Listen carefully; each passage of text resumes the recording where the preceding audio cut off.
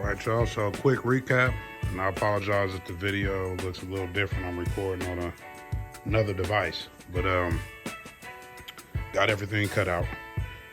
The middle, the engine cross member was actually longer or bigger than the previous vehicles I've done. I'm not sure if this because this is a long bed or what, but I think that might have something to do with it because of the trailing arms. But you see, I got the middle cross member out too that goes under the transmission. As you can see, got them out. I did have to use the sawzall to cut. Then I was able to work out those buttons or metal rivets, however you want to call them. I'm not sure the proper name, but you see they out. And then I'm gonna show y'all real quick. You see all those pieces I cut on the ground. Show y'all real quick the cross member, and I really wish I could have recorded it, but unfortunately I don't have a camera, or I ran out of memory, and I'm trying to, long story. But let me show y'all this cross member, and then we're gonna wrap this up. All right, so this is the front cross member, engine cross member, and as you can see, it's wider. You can see the weld line going across.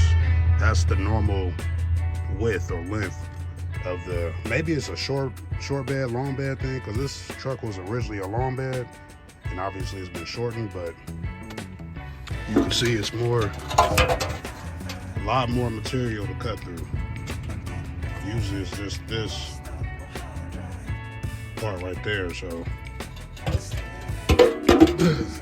just to give people a heads up that's doing this Qa1 is that even though it has a bigger one, or maybe this might be your second one, but it's still all the same. They still have the same line up bolts to line up the actual cross member or K member, however you want to call it for the trucks. But yeah. Alright, so still got a lot to clean up, man. As you can see, I gotta clean all of that up from the side, get that out of there. And then these top pieces, gotta get that out, but shave some more stuff down. So pretty much when y'all come back, it's gonna be ready to slap in the Qa1.